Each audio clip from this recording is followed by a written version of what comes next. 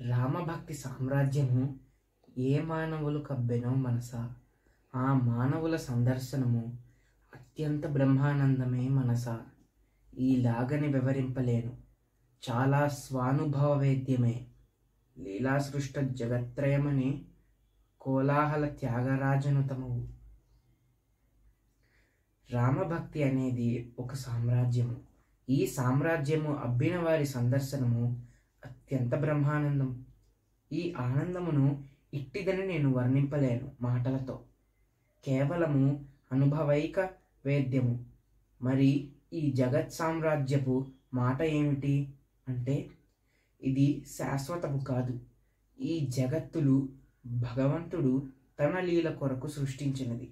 ఇది కేవలం పక్షుల కలకలము వంటిదే అని శ్రీ త్యాగరాజ స్వామి వారు రామభక్తి యొక్క ఆనందమును అనుభవపూర్వకంగా చెప్పారు.